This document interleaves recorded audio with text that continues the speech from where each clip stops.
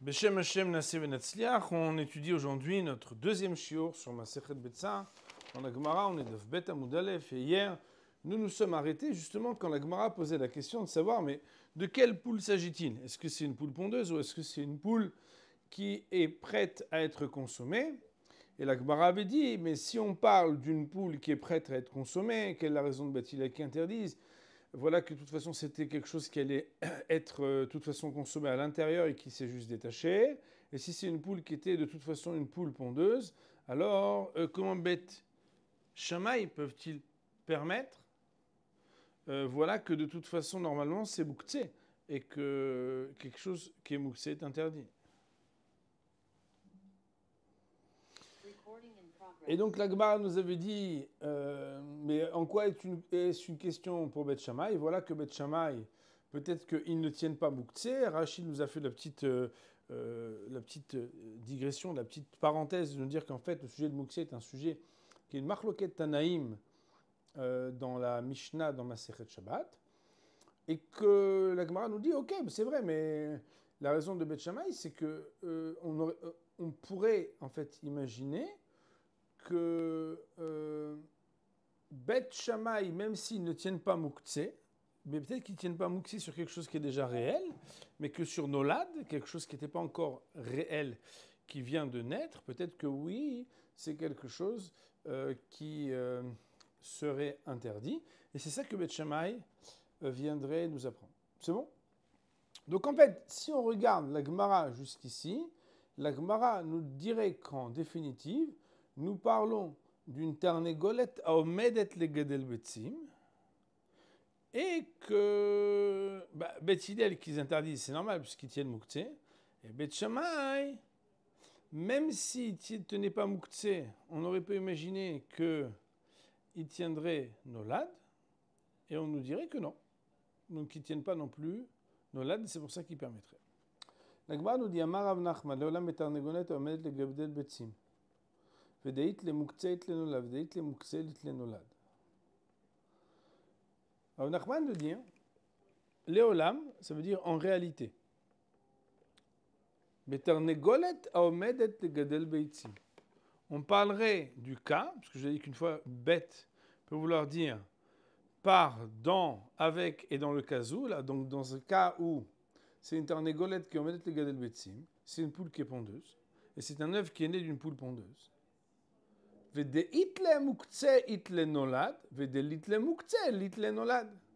que celui qui a des itle, c'est comme si on dit lo nolad. Vous voyez?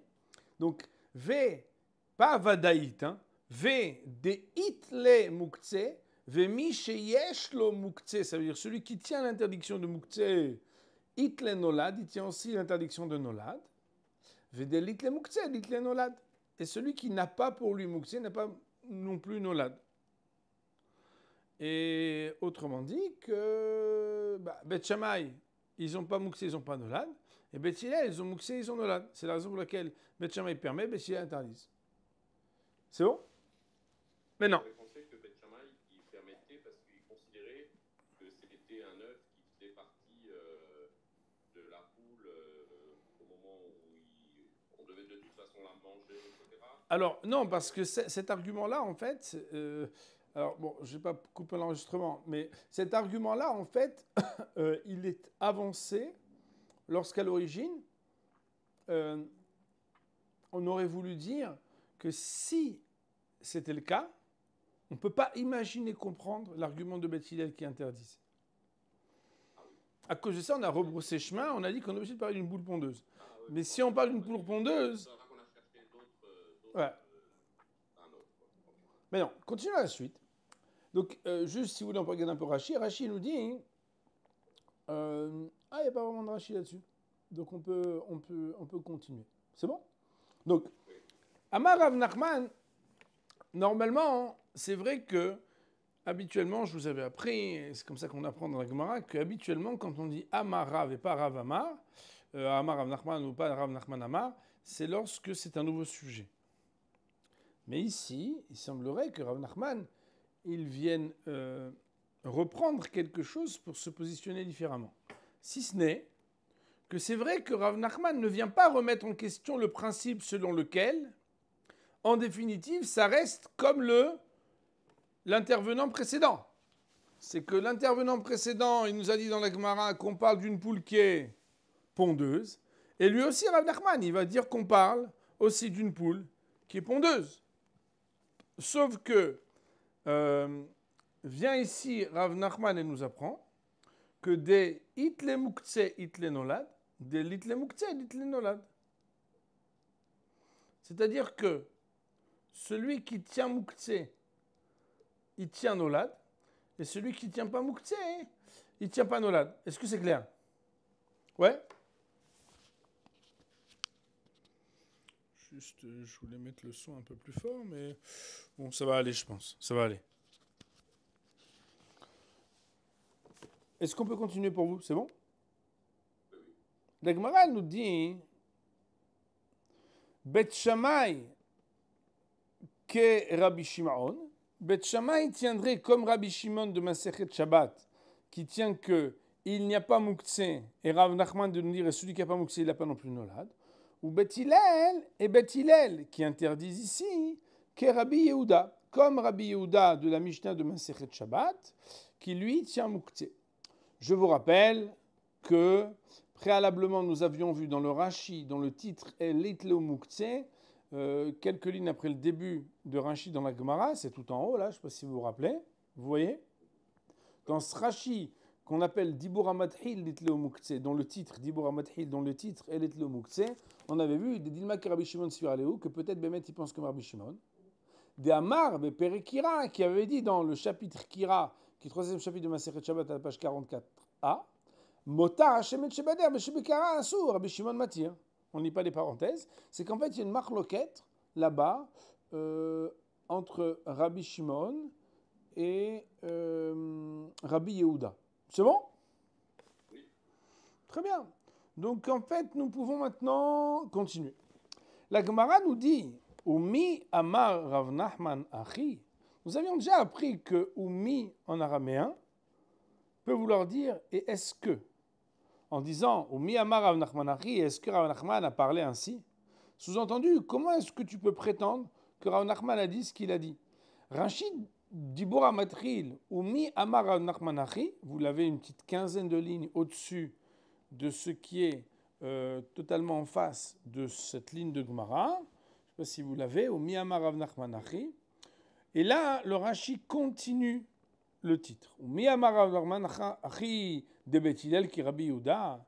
Est-ce que Rav Nachman a pu dire ainsi que Bet Hillel tient comme Rabbi Yehuda, à savoir que Bet Hillel tient qu'il y a, oui, mukhtse, comme Rabbi Yehuda le dit? Et la Gemara d'argumenter cette question qui remet en cause que Rav Nachman a pu dire ça. Umi Amar Rav Nachman Achi ve'atnan. Voilà pourtant qu'il y a une Mishnah qui dit Bet Shammai omrim, que Bet Shammai disent Magbim al shulchan atzamot ou klipin, que le Shabbat, si jamais on est dérangé parce qu'il y a sur la table, alors bien évidemment, nous on est un peu comme ça raffinés, européens et éduqués, mais on parle ici d'une période qui est bien évidemment très ancienne, où si jamais il y avait des petits os ou bien des écorces qui sont sur la table, on a le droit de soulever de sur la table des écorces, des os ou des écorces qui, en définitive, sont considérés comme quelque chose qui n'est plus utilisable, parce que quelque chose qu'on ne mange pas. Ce sont les restes du manger. Ou Bet Hillel omrim, alors que Bet Hillel de dire, mais salek et tatavlakula ou menara. Ce qu'on aura le droit de déplacer, c'est uniquement si on prend tout entière la table, littéralement, ou en tout cas le plateau, et que de cette manière-là, où on soulève le plateau, mena'ara, ça veut dire mena'er ota, c'est-à-dire la secouer. Ça veut dire qu'en réalité, on ne touche pas directement pour déplacer et transporter quelque chose qui est mukhtse, comme est considéré justement ces atzamot et ces klipotes, puisque c'est quelque chose qui est totalement mukhtse. Par contre, ce qu'on aura le droit de faire, c'est de déplacer le support sur lequel ça se trouve pour respecter les règles de mukhtse. Bon, après, voilà, si c'est de Varasurva Moutar, enfin toutes sortes de règles que Be'ezrat Hashem on essaiera d'apprendre et de détailler. et qu'à ce moment-là, il n'y aura pas de problème. On voit donc ici que... donc je reprends les mots. Miyamar, Rav Nachman Achi, Vatan Bet Shammai Omrim Magbi Me'al HaShulchan Atzamot Uklipin directement, Bet Hillel Omrim Mesek Tatavla Kula Umena'ara. Ve'amar Rav Nachman, et Rav Nachman est venu parler après cette Mishnah, puisque Rav Nachman est un Amora. Anu en lanu ela Bet Shammai ki Rabbi Yehuda ou Bet Hillel ki Rabbi Shimon.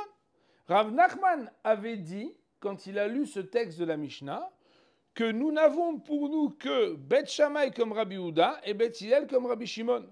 À savoir que nous avions vu plus haut donc dans ce fameux Rashi que Bet Shammai est comme Rabbi Yehuda d'interdire et Bet Hillel est comme Rabbi Shimon de permettre. Mouktsé. Or, toi, tu as voulu dire que la raison pour laquelle dans notre Mishnah, Bet Hillel et Mahmir, c'est parce qu'il tiendrait comme Rabbi Yehuda. Alors que Rav Nachman, lui-même, qui prétend ceci ici, il a dit par ailleurs dans Shabbat que Bet Shammai pense comme Rabbi Yehuda et Bet Hillel comme Rabbi Shimon. Donc il y a ici une contradiction apparente. La Gemara de répondre à Mar Lecha Rav Nachman de te répondre. Alors il faut savoir que quand la Gemara dit à Rav Nachman de te répondre, c'est pas forcément que Rav Nachman lui-même y répond, mais c'est que Rav Nachman t'aurait répondu. Puisqu'en réalité, si la question elle est posée et qu'on ne sait pas ce que Rav Nachman il a dit, on a qu'à lui poser la question s'il est présent. Qu'est-ce que vous avez dit, Kvodara? Quand on dit à Mar Lecha Rav Nachman, ça veut dire qu'on pourrait trouver un distinguo qui honore l'opinion de Rav Nachman. À Mar Lecha Rav Nachman, il pourrait te répondre en te disant la chose suivante. Gabé Shabbat de Satamlan Tanaki Rabbi Shimon. À propos du Shabbat, que la Mishnah, même quand elle est anonyme, elle va selon l'opinion de Rabbi Shimon. Je vous rappelle que Rabbi Shimon est celui qui est matir, Mouktsé. Des Tanan, et comment on le sait? C'est parce qu'il y a une Mishnah qui dit de manière anonyme que on a le droit de couper. Dloim, c'est comme dlat, c'est une sorte, je ne sais pas si on peut dire du potiron, en tout cas voilà, un légume qui peut être utilisé pour les animaux. Vet anevela, et le cadavre animal, on a le droit de le couper en morceaux, lifna klavim, devant les chiens. Alors qu'a priori, c'est quelque chose que nous ne pouvons pas consommer. C'est consommable par un chien, mais ce n'est pas consommable par un homme. Et là-bas, Mokim la le Bet Hillel qui est Rabbi Shimon. Bet Hillel là-bas explique que la Mishnah elle est comme Rabbi Shimon. Donc on voit là-bas que Bet Hillel irait comme Rabbi Shimon et on est dans le sujet du Shabbat. Or la Mishnah est anonyme et Bet Hillel tiendrait comme Rabbi Shimon. Donc anonyme dans Shabbat, c'est comme Rabbi Shimon. Aval, et nous tournons la page Gabé Yom Tov à propos de Yom Tov. Ou dans Yom Tov, Satamlan, Tana qui est Rabbi Yehuda, que l'auteur de notre Gemara nous cite les Mishnayot anonymes qui vont comme Rabbi Yehuda qui dit que oui, il y a l'interdiction de Mouktsé. Et d'où le prouvais-je? Où est-ce que je vais le prouver que la Mishnah anonyme va comme Rabbi Yehuda qui dit qu'il y a Mouktsé? Détanam, parce qu'il y a une Mishnah qui dit qu'on n'a pas le droit de briser du bois qui est placé avec des poutres qui normalement sont réservées pour une utilisation précise et interdite pendant Yom Tov, et non plus d'une poutre qui a été brisée, cassée. On n'aura pas le droit de la couper, par exemple, pour le mettre dans le feu pendant Yom Tov. Pourquoi? À cause de Mouktsé. Cette Mishnah-là qui est anonyme et qui interdit le Mouktsé, Mokim-là, on l'établit, les Bet Hillel qui est Rabbi Yehuda. Que c'est Bet Hillel qui va comme Rabbi Yehuda. Donc la Gemara, elle nous dit, donc quoi? C'est que Bémet, quand tu poses la question, comment Rav Nachman il a pu nous dire ici que la Mishnah, elle fait que Bet Hillel, il tient Mouktsé, et donc il tient comme Rabbi Yehuda. Alors que dans ma Sechet Shabbat, Bet Hillel, il tiendrait comme Rabbi Shimon, qui ne tient pas Mouktsé. Il faut savoir Rav Nachman lui-même, il a dit que dans Shabbat. Alors, Beth Hillel, ils vont comme Rabbi Shimon Kematir. Comment ici ils peuvent dire que dans Yom Tov, ça va comme Rabbi Yehuda qui est Oser Moukhtse? Réponse, c'est vrai, mais ça dépend. Parce que la Mishnah anonyme est une référence de Halacha. Comme on sait, c'est un Mishnah Halacha. Et bizarrement, on peut retrouver que une Mishnah anonyme dans Masechet Shabbat va comme Rabbi Shimon, qui est Matir Moukhtse, alors qu'une Mishnah anonyme dans Masechet Betsa à propos de Yom Tov, et quand elle est anonyme, une Mishnah qui va comme Rabbi Yehuda, qui interdit Moukhtse. Et c'est comme si on était en train de dire que Béhémet, Beth Hillel tiennent, selon l'avis anonyme, qu'il soit Rabbi Shimon dans Shabbat qui permet Moukhtse, ou bien que ce soit Rabbi Yehuda dans Masechet Yom Tov, donc dans Betsa, qui interdit Moukhtse. Et donc il y aurait une harmonie qui fait que Rav Nachman ne se serait pas trompé, mais qu'il y aurait un distinguo qui est lié au caractère différent de l'anonymat des Mishnayot, qui reste une référence selon laquelle on peut avancer pour avoir des positions, des prises de position de Halacha, avec une différence de Stam Mishnah dans Shabbat et Stam Mishnah dans Betsa.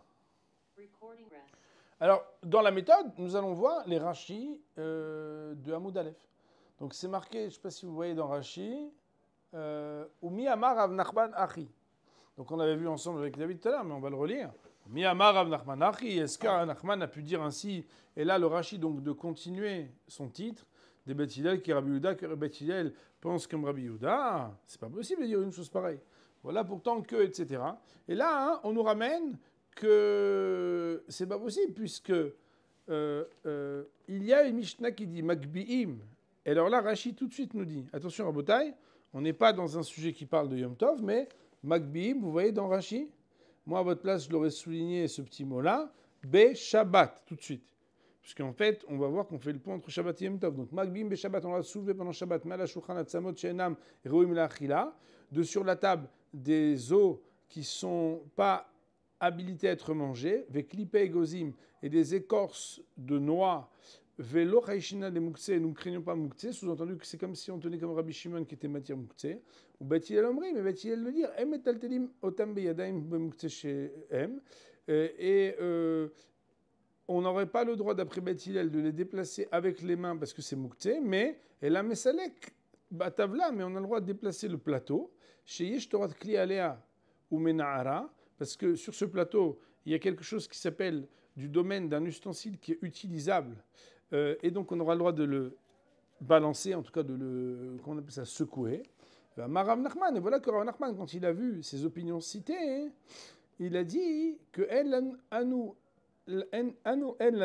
nous n'avons Beshitat Mishnazu à considérer comme opinion dans cette Mishnah, les fichiers Mukhlefet Shitata, puisque là-bas il y a une inversion, et la Karshama Timeraboteinu. Sachez que moi, Rav Nachman, j'ai entendu de nos maîtres, des Bet Shammai qui est Rabbi Yehuda, Mahmere, que Bet Shammai, ils pensent comme Rabbi Yehuda, et donc ils sont Mahmirim, ou Bet Hillel, qui est Rabbi Shimon, et Bet Hillel, qui est Rabbi Shimon, qui permettent. Et d'ailleurs, la Gemara, quand elle répond, et qu'elle dit, non, mais en réalité, ça dépend, est-ce qu'il y a une Stam Mishnah comme Rabbi Shimon ou Stam Mishnah comme Rabbi Yehuda. Dans Shabbat, la Stam Mishnah est comme Rabbi Shimon des Matir. Et dans Yom Tov, dans Betsa, la Stam Mishnah est que Rabbi Yehuda qui les osser. On a dit, mais Hatrim Deloïm, on a le droit de couper des Deloïm, des espèces de, je ne sais pas si on peut rappeler ça des courges ou des, je sais pas, Klouchim, qui sont déjà détachés du sol. Ça veut dire qu'en fait, on sait que sinon on a un problème de tolèche. Ça veut dire que couper quelque chose de sa source de vitalité, c'est un infaillible dans la Torah. Parce que c'est Mishum Kotzer. C'est comme si, Chas Shalom, on venait à moissonner. Parce qu'on enlève la source de vitalité de quelque chose. Donc quand on dit qu'on coupe des végétaux, c'est quand ils sont déjà séparés du sol. Comme quand nous, on fait par exemple, nous salades rabotai. Donc l'ifne behema, on aura de le faire devant une bête. Velo amrinan, et on n'aura pas à dire tirhad lav tzorech ou qu'il s'agit d'une fatigue qui n'est pas nécessaire. Donc on aura le droit de le faire, et de couper un cadavre animal devant des chiens, ça veut dire pour qu'ils les mangent, quoi. Et quand bien même, cet animal est devenu cadavre pendant Shabbat, ça veut dire que l'animal était vivant dans la journée, il est mort pendant Shabbat, on aura le droit de le couper. Pourquoi? Des ben hashmashot lo ita omedet la'achilat klavim. Alors juste, tout ça c'est la même partie. Va'afal pi shenitlabla beShabbat des ben hashmashot lo ita omedet la'achilat klavim. Et bien que ce cadavre est devenu cadavre pendant Shabbat, et que à l'entrée du Shabbat ben hashmashot, c'est-à-dire entre le jour et la nuit, quand il fait ni jour ni nuit, c'était pas encore prêt à être consommé par des chiens. Alors je vous explique à l'oral le principe, c'est ce qu'on appelle migodit katzel et ben hashmashot katzel et kule yoma. Pour savoir si quelque chose est mouktsé ou non, une des règles principales, c'est de savoir est-ce qu'à l'entrée du Shabbat, au moment de ben hashmashot de Erev Shabbat, c'était mouktsé ou non.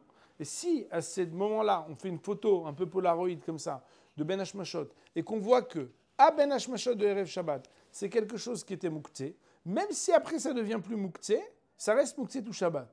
Mais de la même manière, si quelque chose n'était pas habilité à être mangé et qui devient habilité à être mangé, parce que si quelqu'un, par exemple, il a déjà de la viande qui a été coupée avant Shabbat, ben, il n'y a pas de problème a priori de le recouper pour le devant des chiens.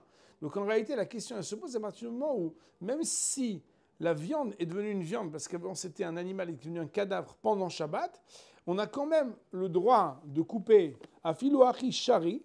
Malgré cela, on aura le droit de couper cette viande pour aller devant les chiens. Pourquoi? Des litlan mouktsé be-Shabbat. Car nous n'avons pas, pour nous, mouktsé be-Shabbat. Vous voyez que Rashi signifie Shabbat. Car c'est la raison pour laquelle Magbim et Ashouchan. Ce qu'on a dit plus haut, que on peut soulever les peaux et les os pendant Shabbat, des maïré be-Shabbat, mokim le Bet Hillel. On a établi que Bet Hillel des Nemrou qui Rabbi Shimon a dit que Rabbi Shimon qui écrit de l'otik chez ilcheta. Et ceci nous permet de faire l'arrangement pour ne pas poser une question d'une halakha sur la halakha.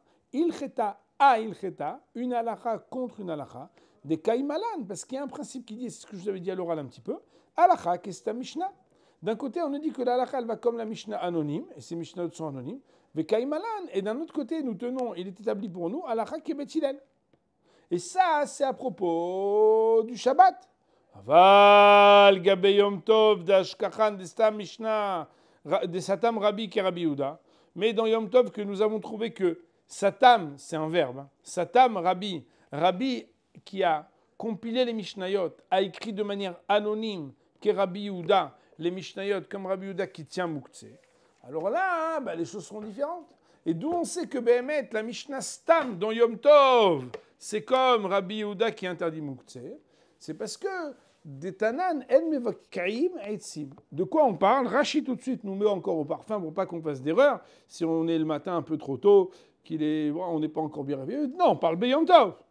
Là-bas, il ne faut pas prendre l'omina korot asdurot zo al gabzu bekarka ve'omdot le binyan.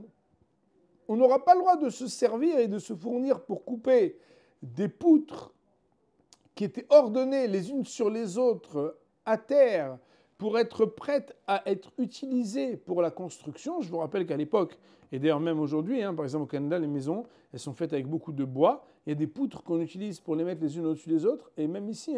Donc en réalité, il y a des poutres qui sont faites pour la bûche. Si par exemple quelqu'un il veut faire son feu pour Yom Tov, il veut alimenter son feu et il a des espèces de bûches, il n'y a pas de problème. Mais là, on parle de pouvoir prendre et couper et se fournir de poutres qui ont été a priori réservées pour autre chose. Et ça, c'est quelque chose qui est mouktsé parce que ça a été exclu de son esprit. Et non plus pas d'ailleurs d'une poutre qui a été cassée pendant Yom Tov. Et bien que la veille de Yom Tov, elle était prête, voilà. Et tu vois que maintenant on peut l'utiliser. Puisque à Ben Hashmashot de l'entrée de Yom Tov, elle n'était pas encore cassée. Et si elle n'était pas encore cassée, son utilisation de prédilection et de préséance, c'est utilisé pour faire de la construction. Alors bien que Behemet, maintenant, c'est vrai que de toute façon tu peux l'utiliser pour la construction. Et donc, tu te dis, elle peut maintenant être les Hesek. Hesek, Mesikin et Akira, c'est fournir un feu. Elle est là prête et habilitée à être utilisée pour les Hesek. Donc je reprends le mot de Rashi. Velo minakor sheshbera b'Yom Tov, et non plus pas d'une poutre qui a été cassée pendant Yom Tov. Voilà, elle a été cassée de toute façon, tu ne pourras plus l'utiliser pour pouvoir. On dit non, Afabish, Omedet Marshab les Sek. Eh bien que, à partir de maintenant qu'elle a été cassée, elle se tient prête à être utilisée pour fournir un feu. tu ne pourras quand même pas l'utiliser. Pourquoi? Oilu ben hashmashot lav leachi kaima, puisque à ben hashmashot, elle ne se tient pas pour cela. Kevan dit katsael et ben hashmashot dit katsael et kule yoma. Vous pouvez souligner cette phrase extrêmement importante qui fait partie des principes fondamentaux des lois de Mouktsé qu'on utilisera à plusieurs endroits. Puisque it katsael et ben hashmashot, ça a été exclu de l'utilisation potentielle à ben hashmashot, alors it katsael et kule yoma, il y a une extension temporelle qui se fige sur ce qui était le temps crucial de Ben Hashmashot pour que ce soit rendu Mouktsé pour toute la journée, que ce soit du Shabbat, que ce soit du Yom Tov, etc. Alma,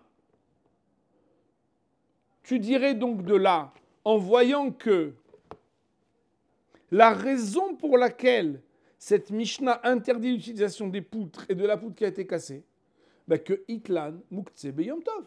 On est Yom Tov, c'est une Mishnah qui parle de Yom Tov, et on voit qu'il y a une interdiction qui relève de Mouktsé. Il kach moki Rav Nachman, matnitin de'aire be Yom Tov. Et donc, Rav Nachman, il établit que cette Mishnah-là qui parle de Yom Tov, ou Bet Hillel qui est Rabbi Yehuda, et Bet Hillel, puisque l'halakha est comme Bet Hillel, qui est Rabbi Yehuda, ou Be'omedet le gadel betzim, ou Mishum Mouktsé. Rav Nachman, il te dit, c'est simple, cher juif. Quand tu regardes la Mishnah et que tu vois que la Mishnah, Bet Hillel, ils interdisent. C'est simple, c'est parce que comme Stam Mishnah, elle va comme Rabbi Yehuda dans Yom Tov. Donc Bet Hillel tiennent comme Rabbi Yehuda dans Yom Tov, parce que Stam Mishnah comme Yom Tov. Alors que Bet Hillel tiennent comme Rabbi Shimon dans Shabbat, parce que Stam Mishnah dans Shabbat, elle est comme Rabbi Shimon. On continuera, Bezrat Hashem, la suite au prochain shiur. On va dire pour aujourd'hui, Amen.